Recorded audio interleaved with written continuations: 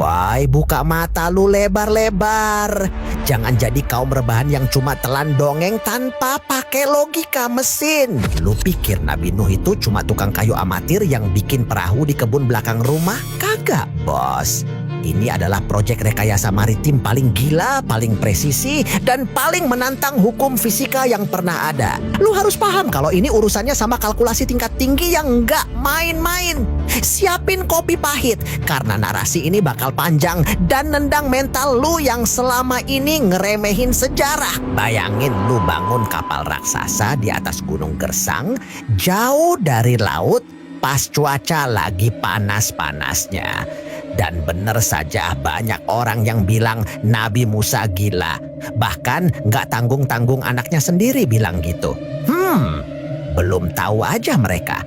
Coba perhatikan ini secara seksama. Secara hidrodinamika ini jenius.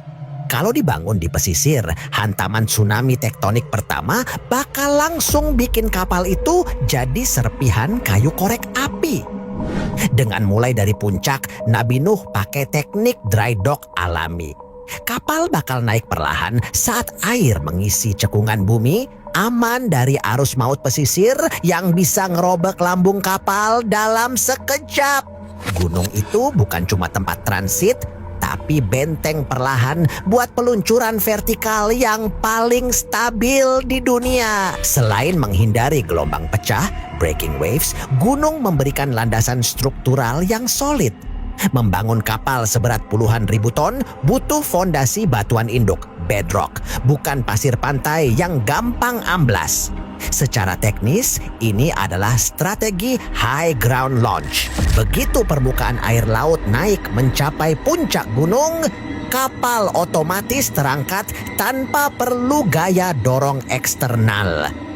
Nabi Nuh memanfaatkan hukum Archimedes secara maksimal di titik tertinggi. Kapal itu punya rasio panjang banding lebar sebesar 6:1. Lu tahu nggak?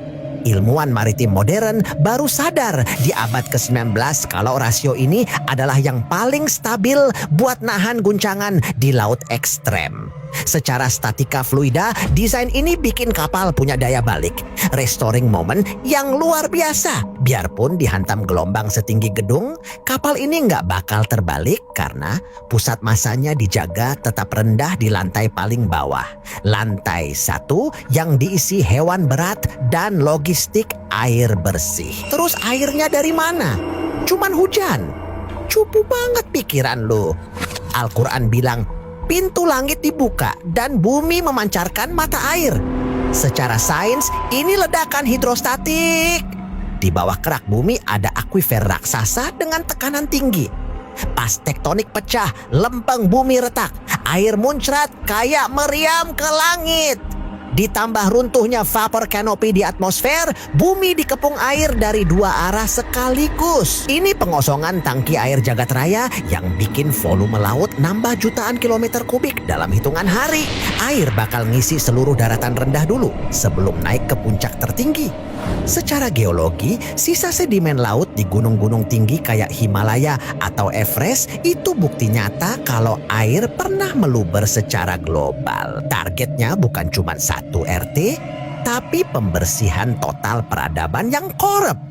Ini bukan sekadar banjir lewat, ini adalah global mega flood yang nyatanya sanggup nenggelamin puncak dunia sekalipun tanpa sisa bagi yang nggak ikut di kapal. Daerah tertinggi di bumi sekarang itu Everest. Tingginya 8.848 meter. Tapi lu harus tahu, pasca banjir lempeng bumi itu bergeser hebat karena tekanan jutaan ton air per meter persegi. Gunung-gunung makin kedorong naik tinggi ke atas akibat aktivitas tektonik pasca banjir. Jadi pas banjir itu terjadi, air beneran ngeratain semuanya. Buktinya apa? Geolog nemuin fosil kerang dan dasar laut di puncak Everest. Lu pikir kerang itu daki gunung pakai sepatu lari? Kagak.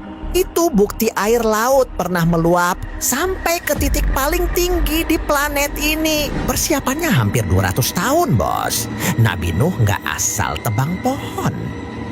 Beliau nanam pohon kayu sach, sejenis jati purba super kuat, selama 100 tahun dulu biar dapat kualitas serat yang super padat dan umur kayu yang matang sempurna. Setelah itu proses konstruksinya makan waktu 80 sampai 100 tahun lagi. Secara material science, kayu ini harus tahan terhadap tekanan hidrostatik air dalam yang sangat luar biasa. Tanpa persiapan nanam pohon sendiri, lu nggak bakal dapat material yang sanggup nahan beban ribuan hewan. Nggak berhenti di situ, kayu-kayu itu dilapisi bitumen atau aspal alami luar dalam biar kedap air total. Ini teknik pelapisan anti rembes paling efektif sebelum ada fiberglass atau cat kapal modern. Tanpa aspal ini, pori-pori kayu bakal hancur ditekan air bawah tanah yang suhunya panas karena dekat magma. Jadi, masih mau bilang ini cuman kebetulan? Pikir pakai otak.